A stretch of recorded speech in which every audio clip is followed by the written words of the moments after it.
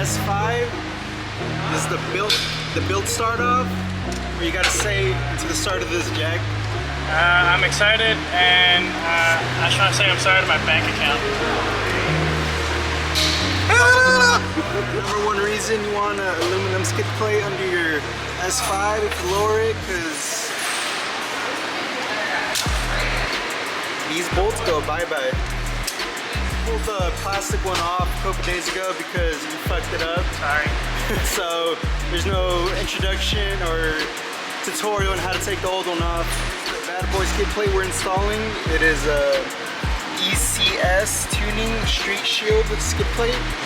All the necessary hardware provided with the skid plate. The tools needed were a 5mm hex, a flathead screwdriver, some vice grips, a 15mm wrench, 13mm socket, and this is the tool that came with the skid plate to install the nut zerts, and you will need a torque wrench as well. So we're putting these nut inserts, what'd you call them? Nut zerts. Nut zerts into the frame. They go right here. And 1, 2, 3. Yeah, there's 3 total. Right here. I think it holds the back of the skid plate itself, and it's just a room, an area to put your actual bolt in. So you thread it in like that, and you end up sticking it in just like that.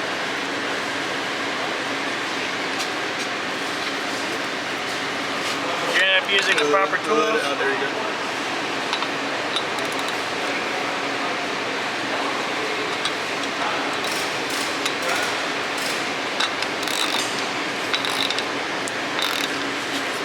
You're going to tighten it down following torque spec.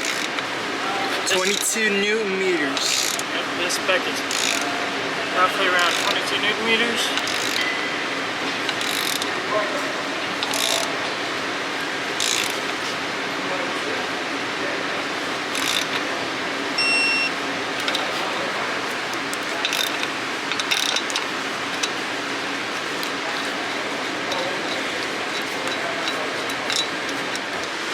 So theory behind it, take the nut zert, screw it in there, hold the black piece with the wrench and tie this down to 22 millimeters, and that will compress the nut zert into the... Yeah, it'll collapse the cylinder on the nut zert itself, and then that'll essentially give you a screw hole. There's the 3 nut zerts we just installed, 1, 2, 3, and these 2 were already on there. I don't know why it needs so much screw holes, but we'll find out. So these are the stock speed mix that came with the car. We're gonna take these off, and we're gonna put the new ones that were provided with the skid plate. So this is gonna be where the skid plate's gonna sit in the back, and then these are the side ones right here and over here. So you could go ahead and take 9 of those off. To install the new ones, you pretty much just push them in there, give them the sauce. Slide it in there, clip it in. It's a little hard, but just give it a little push. Little love. There you go. Just do that to each one of those, and you'll be good to go for the next step. Also, quick note: the small one goes on a corner over here, and the big ones go over here. So only 2 little small ones on each corner.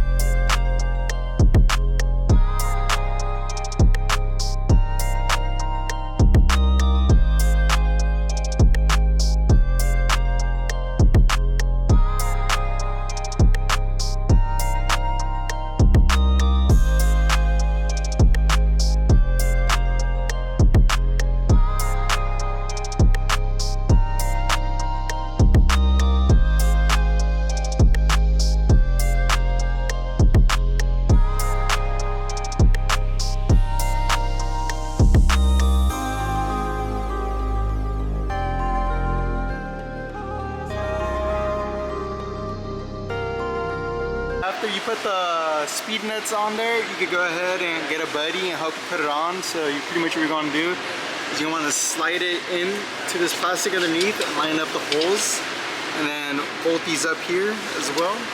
All right, after you get all your bolts in, these are flatheads. The gray ones go on the sides and the black ones go in the rear, as you can see. And then reuse the two front ones. Those are the stock ones, right? Yeah, stock ones. Size is that right there. And then this is going to be a 5mm hex. There's 3 of them. So the 3 nut zerts we put in earlier. After that, you're pretty much all good to go. We will be installing another one soon as well, but it is not here yet. Where does that one go, Jake? That one's going to be a transmission pan. So I believe that one covers from here back to here. So that'll be on the next one right there. Probably be think of the new skid plate. Really like it. It's nice and solid, nice and safe. Protects my engine and my power steering module that sits right here. So I gotta worry about scraping all that shit off. Solid too.